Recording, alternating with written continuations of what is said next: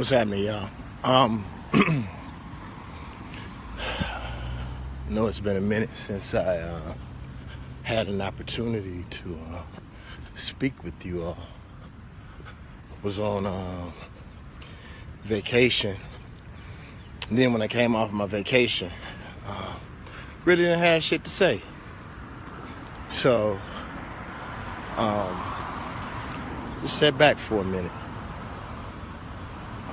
I wanted to discuss the Black Panther movie after most people had an opportunity to see it, because I didn't want to spoil the shit. And if you haven't seen it already, then that's fucked up. But one of my really good friends from New York said something that was so powerful.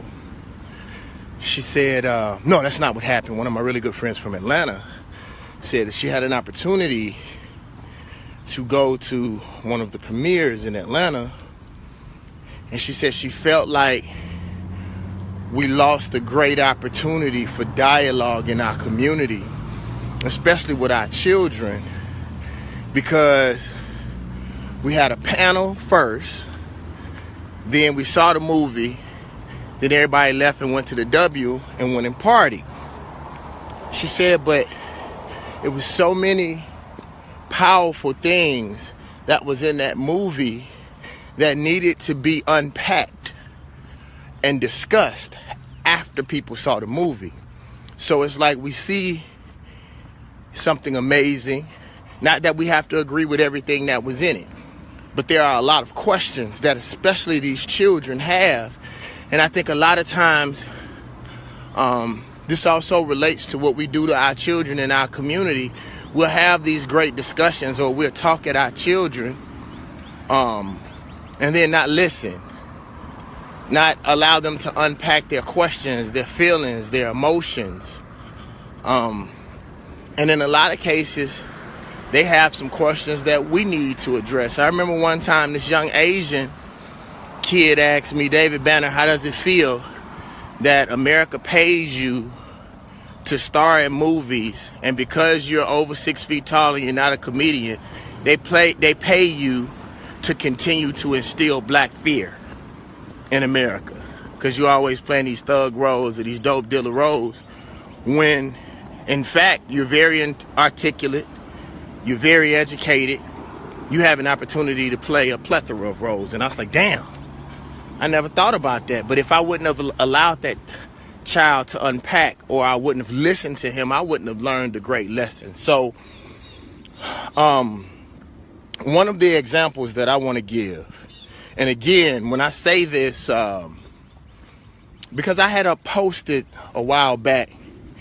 on my page right after Black Panther was released, I said that we need to stop trying to poke holes in everything.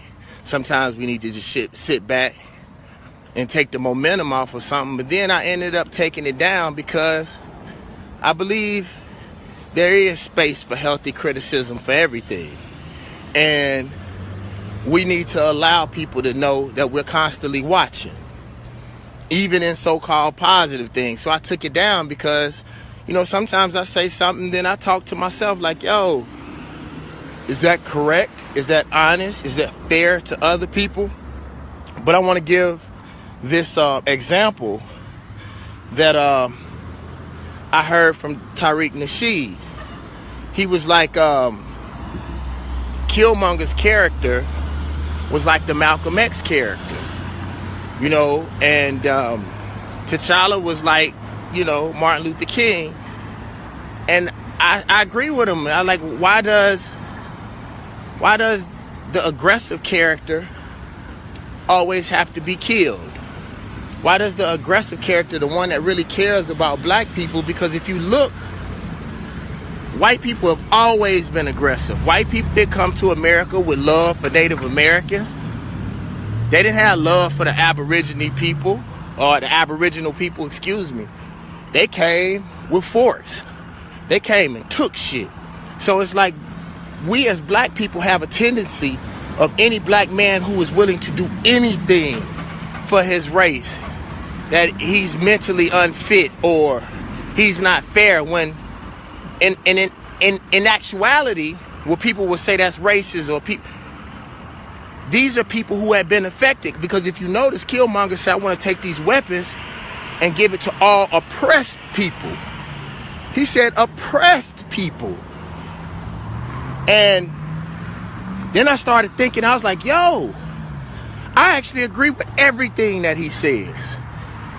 And then I even looked at it. I remember I played in a movie called The Confidant.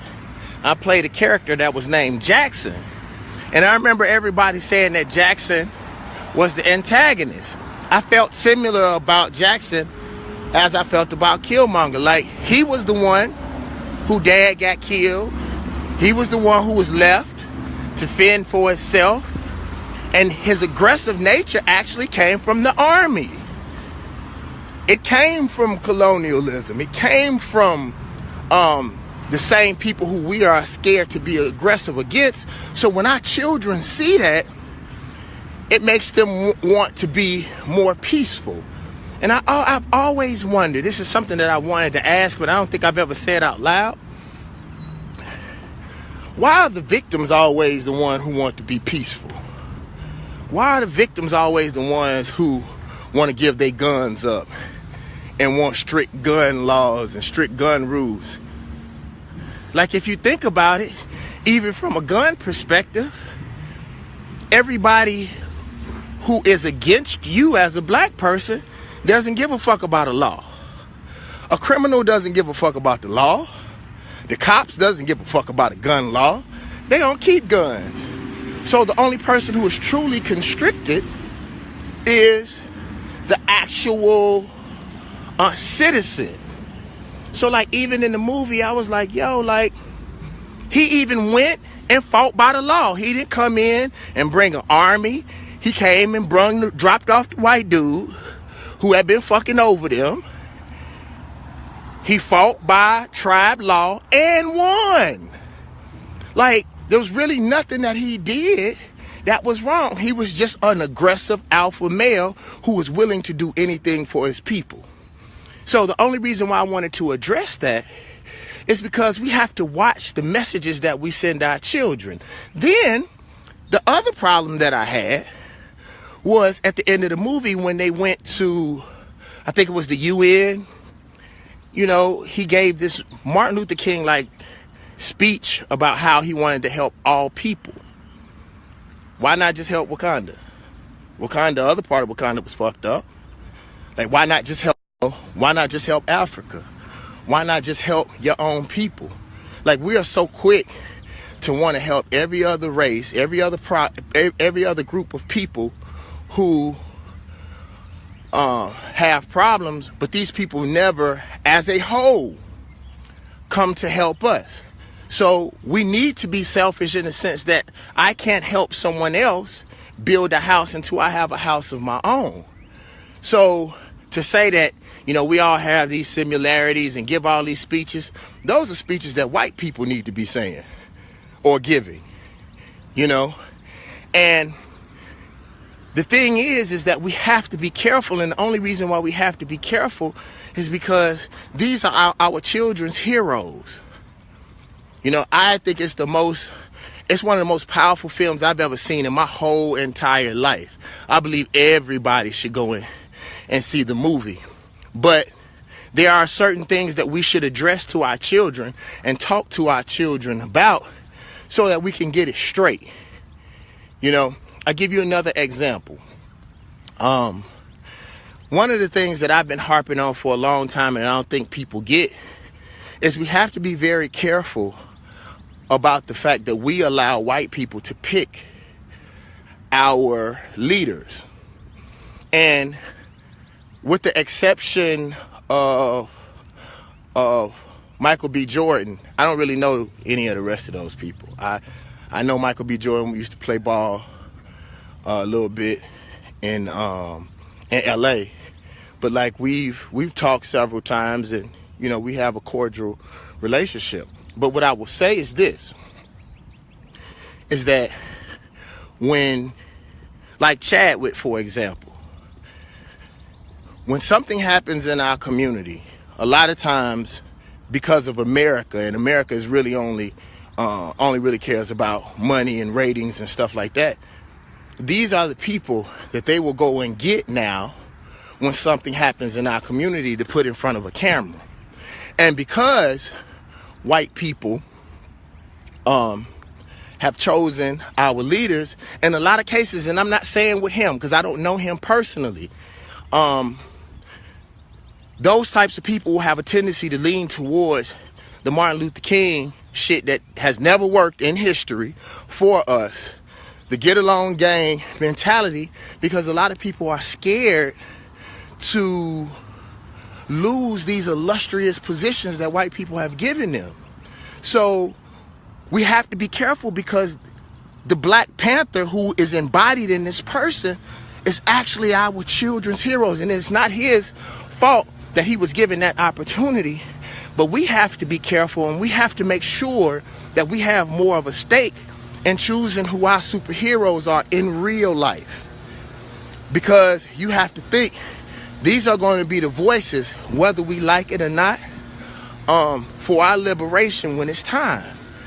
And although that's not their responsibility, we know the harsh truth of America. And we know how much power that idiot box has on us and our children. So just be very, very careful of who we allow to speak for us. And I think those people should be held accountable, held accountable like physically. Like if you're going to speak on behalf of black people, then you need to be held accountable by black people. Or just say, I don't have a comment. We have to be very careful, man. And we have to make sure at some point that we are on one accord. Because just about every black person you put in front of a camera has a different ideology, has a different feel, has a different want. When in other cases, when you look at other races of people, they're usually on one accord. So these are the types of things that I just think that it's very important that after our kids see something or experience something, or let's say that you bring your kids to come see David Banner, that's a lot of heavy shit to be put on the child's mind. It is your responsibility as a parent, or it is your responsibility as a community that you make sure that you have an opportunity to unpack that information with your children. Again, I am very, very proud of, and I'm very, very happy about Black Panther. We sending a pretty substantial group of young kids from the Boys and Girls Club. I told them to make sure that they pick the kids who were from the hood, who didn't have an opportunity, who probably never have had an opportunity to go to the movies at all, and to make sure that they take those kids, to see Black Panther, because I was floored. I am at awe with the film itself. Overall, it's one of the most amazing films I've ever seen in my life. But we have to make sure anything that comes from mainstream media, it always has something in that motherfucker that we have to watch for. And overall, I was actually surprised that they put the amount of shit that they did in it. When she called her boy a colonizer, I almost lost my shit. But my favorite part in the whole movie was when dude said, you better not say another word or I'm gonna feed you to my children. And then the white dude got real scared and he was like, just joking. We vegetarians. You know what I'm saying? Because apes are vegetarians. So I just thought that was dope. I love y'all, man. And again, I want to say something that I've been wanting to say for a long time, and I have been saying for a long time. I appreciate how much y'all love on me. I appreciate the opportunity that y'all afford me. And how much love that y'all give me from city to city. I just came from speaking at Penn State, And the Zeta showed me so much love. Thank you guys for bringing me in. Thank you for pushing me, for allowing me to be the voice for you all. You all could have picked anybody, but you picked me. And I thank you for it. I appreciate everybody that bought the God Box Special Edition boxes. Because that is what fueled the whole project. And I want to make a comment. I've heard a lot of people who have been saying, like, the God Box was the best album of the year, and how the God Box should have been this, and the God Box should have been that. I appreciate y'all. Y'all keep saying shit like that, but I do want to tell you something. Sometimes when things don't happen the way that you plan, because it's meant for you to learn something else. Maybe it's something that I could have done better in marketing. The reason why it's like we just finished the CeeLo video. The reason why it takes so long, and I think this is one of the problems in how we look at each other as a race anyway. Like, I'm 100% independent. I spent $100,000 on making the God Box. Period. Like, just for studio, mastering, features, all that kind of shit, because I know that when black people look at each other, we already think in a lot of cases that it's low quality. And it's not the fact in some cases, in a lot of cases that shit just be whack, but in some cases is that we don't have the same budgets as these other people have. You know, we got lucky with Black Panther because Black Panther is part of the Marvel Universe. So that's the reason why we were able to get an illustrious budget. But I want to see us come out for 100% produced black film when we gonna get some of that money back. You know, when we take 100% black pushed product like Nipsey Hussle's album, and we go out and support that like we support Black Panther, like we supported Disney. You know, because I noticed that when I was on Universal, like I would look at my tour buses and I would look at all these awesome things that I had, but in actuality, I didn't even own my face. I didn't own the way that I looked. I was just rented by Universal. Those David Banner albums belonged to Steve Rifkin and Universal and Mel Lewinter. It didn't own. It was not my project. But now this shit is 100% me. I pay for everything that you see. But like, those are the things that we're gonna have to start being conscious of. We're gonna have to be conscious of where we spend every fucking dollar. A girl asked me one time, she said, David Banner, how do you feel about supporting black businesses who don't support black people? And I told her, I said, you support white businesses every day that don't give a hot flying fuck about you. And you do it without any problem. Even if a black business doesn't support the community, at least their daughters and their sons or somebody black is benefiting off of the shit. Other than sending your money all the way across the world to groups of people who don't even want you in their shit. You feel what I'm saying? So I'm just excited, and I think Black Panther is going to give a lot of black directors, a lot of black actors, a lot of black musicians, just black people in general, man. I hadn't seen that many dashikis at the motherfucking movies since Coming to America. Man, to see those children's eyes glow, you know, maybe that maybe because of Black Panther, it'll be easier for me to make Walking with Gods. You know what I'm saying? That's on YouTube right now that you can go see that we did 5 years ago, which was a superhero film. It is cool to criticize, but make sure that if you do have criticism, that you have some ways that we can solve those problems, and that you can give, or you have something, alternative means, meaning that you could give something to replace it, or, you know, You could give some criticism that can tell the people, and they be like, oh, damn, David Banner, I didn't mean it like that. But I see your point. Maybe we can work on that next time.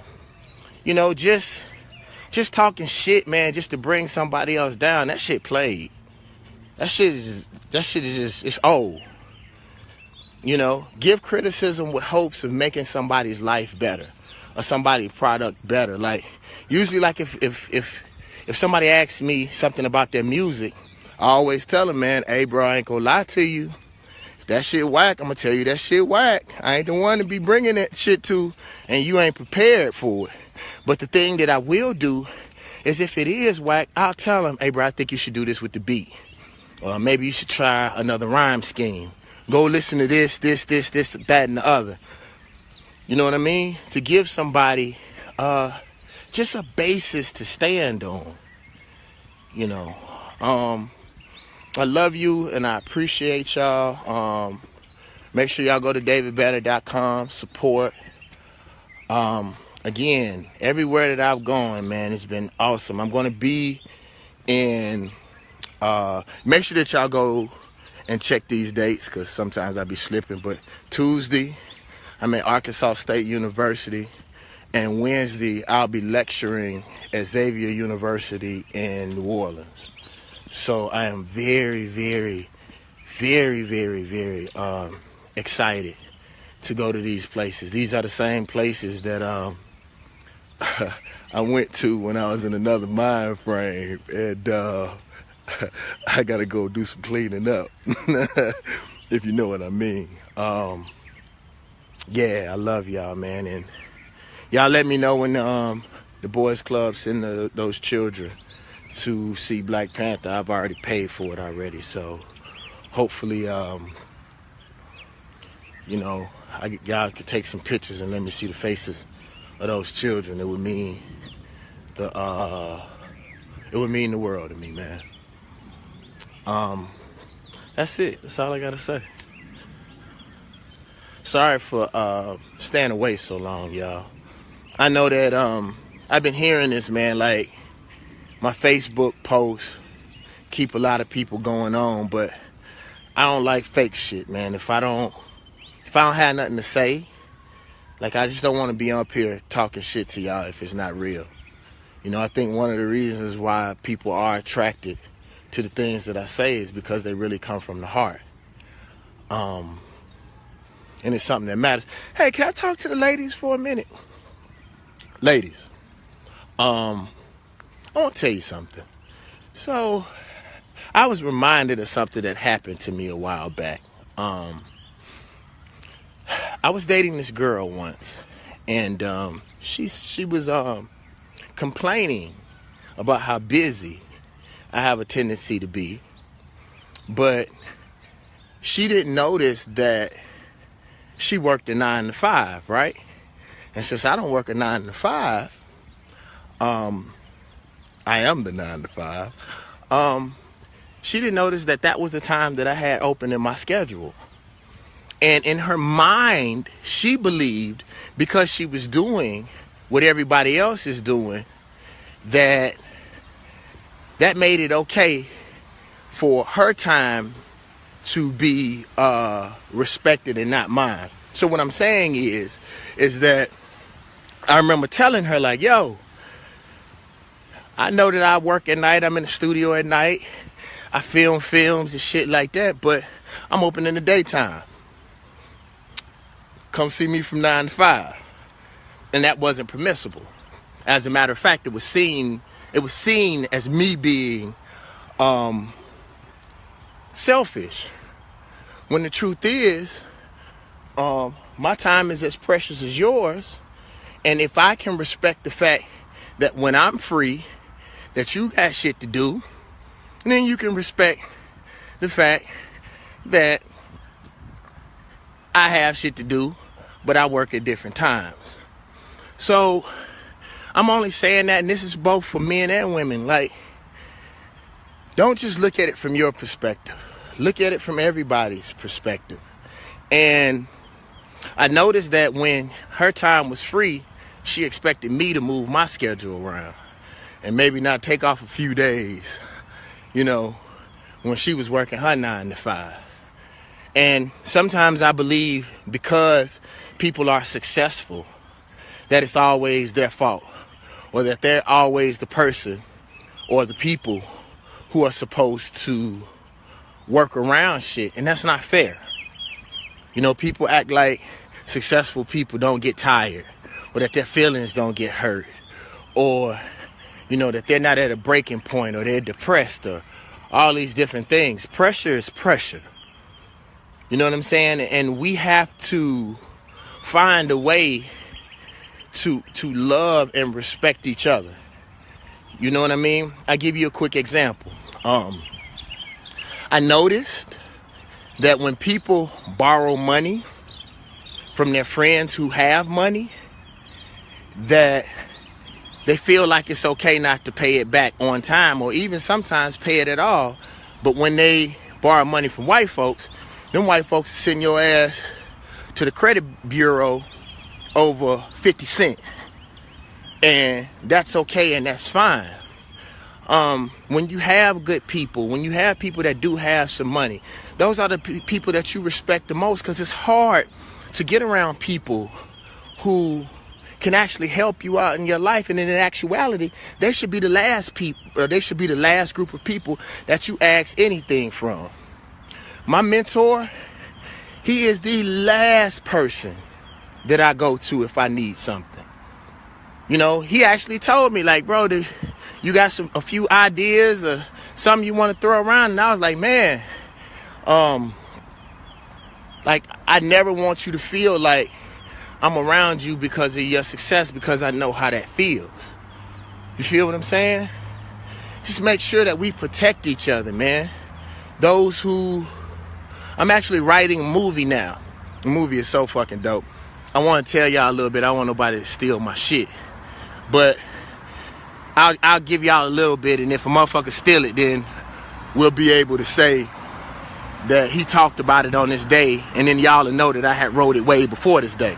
So I got this movie about this dude who ended up getting rich, and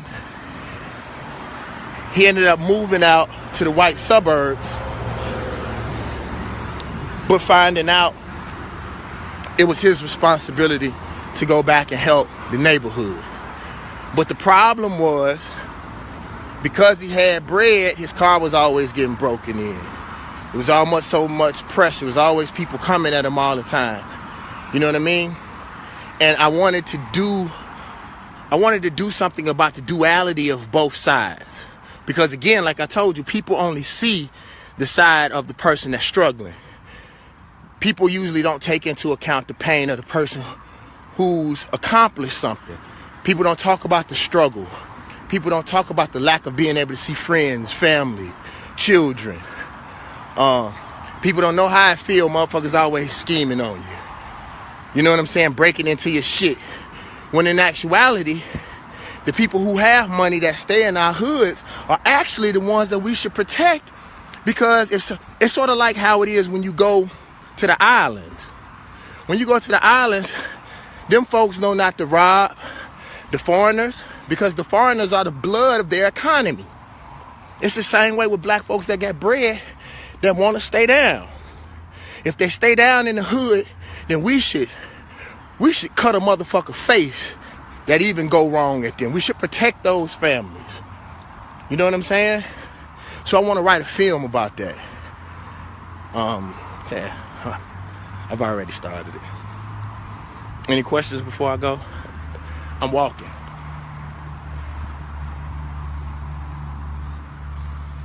I lost 16 pounds. I'm gonna lose 24 more. I was going to run 3 miles today, but I've learned to listen to my body. Fuck running. I'm gonna walk and talk to y'all. You know what I'm talking about? I'm looking for the questions though. I'm waiting. I know I'm cute, baby. Thank you. I ain't even trying. I be trying to give these other folks an opportunity to breathe. You know what I'm saying? That's why I cover up the dome And the long, luxurious hair, you know what I'm talking about? Yeah.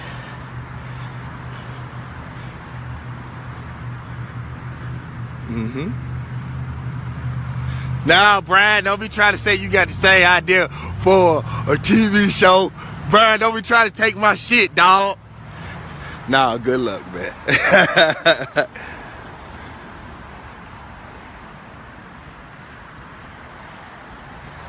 I don't know when the movie's coming out. It's so many moving parts. And, you know, the other thing is that we got to learn how to pay for some shit. Like, people always ask me when Dude asked me a couple days ago, he was like, Dave Bannon, when you coming out with a new album? I like, fuck, dog, I just put out the God box. Like, you got to make sure you and your folks got that, bro. Like, you know, it's a little bit different, man, when it's your money. You know, I have to admit to a certain degree, we of artists have taken advantage of other people's money sometimes. And again, like I said earlier, just because they got money, we have a tendency of not feeling like it's owed back. It's a whole lot different, man, when somebody bootleg your shit and you paid for it. You know, it's a lot different.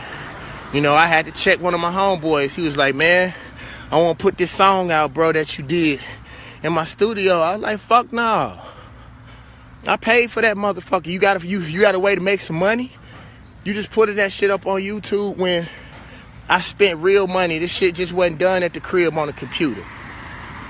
You feel what I'm saying? Like, a lot of times people see your money, and because they hadn't invest no blood, sweat, or tears in that shit, that is cool. It's not.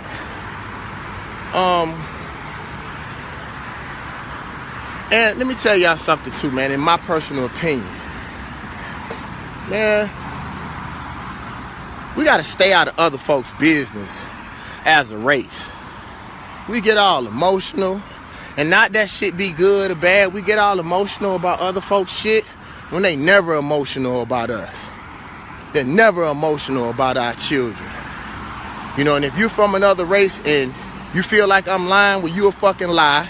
You may care, but as a whole, America ain't never gave a fuck about us, as far as us dying, as far as our financial prosperity. You know, they'll give kickbacks to every other race of people that they've done bad, every other country that they've done bad, and they haven't even taken care of the motherfuckers that's sleeping right next door to them. So, like, don't ask me about other people's atrocities. I don't give a fuck about nobody but black people and black kids. I don't wish anything bad on any other race of people, but I only give a fuck about my people. And that's what I felt like T'Challa should have said too. Man, I give a fuck about, we gotta take care of our continent first. We gotta take care of our people first, because y'all don't give a fuck about us. So don't ask me about how I feel about other people's atrocity. We need to mind our own fucking business. I hate that shit, man. Our children been dying. Our children have been being murdered since we got over to this motherfucker. I don't have the time and the space.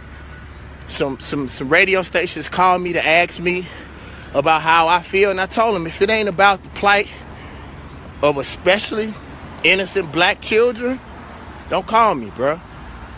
I don't have a comment. That's for their parents to deal with. Because I even give you an example. Have you noticed how, like, let's say if a white cop kills a black child and you get it on videotape, they still gonna hold the blue down. I don't care how many videos you have, they gonna hold the blue down. And then they act like they're Christians and that they good people. They don't give a fuck about right or wrong. They give a fuck about white people. And in actuality, they supposed to. We don't. We don't care about ourselves. And that's all I really care about. And if y'all on jury duty and somebody ain't did nothing like hurt no kids or murder somebody or something like that, man, and they black, let them go. They do it for their children every day. Hold your people down. Hold them down, man. I don't give a fuck. Like, if you disagree with me and see me, don't talk to me about it. That's how I feel. Fuck them. I care about my people, bro. And until I see some light for my people, my emotional depth for others, very, very, very, very short. You know. And again, that doesn't mean that I don't feel anything, that I don't think that it's sad or anything like that. But we have to take care of our own, because don't nobody else give a fuck. And really quick, I want to go back to Panther. That was something I actually agreed with that the elders did in Panther. If you notice, like, for the most part, certain sects of Asian population, one of the reasons why their culture is still intact, because they built the motherfucking wall to keep other folks out. Man, when we talk too much, it's like I had this idea that I want to build something for black people, and ain't nobody gonna know about that shit until it's too late. I always tell my youngsters around me, man, don't start bragging and talking. Then you attract the haters. Then you attract the FBI. Then you, anytime black people start doing well, white people as a whole can't stand to see you do anything outside of them. Because most white people, whether they admit it or not, feel like they own American black people. They do. And until they admit that shit, we're going to keep having the same motherfucking problems. Like, whether I got my seatbelt on, you don't give a fuck about my safety. You want to pull me over for other shit. Quit acting like you give a fuck about my safety and a fucking seatbelt. Get the fuck out of here, dude. You want to sell weed now after all the motherfucking black and brown people you done put in fucking jail over some motherfucking weed. Then you won't even give them the opportunity once you claim that you see that you wrong now. Why won't you let them do what they do the best? You done already put them in jail. Why not let every motherfucker that you done put in jail for some weed get out and open up a dispensary? You don't want to do that, do you? That's too much like right, huh? You know? But I didn't come on here to start talking about all that shit, man. I love y'all. Y'all be cool. Y'all be safe. I was going to answer some questions, but y'all didn't ask nothing. So I guess y'all just want to love on me. God box.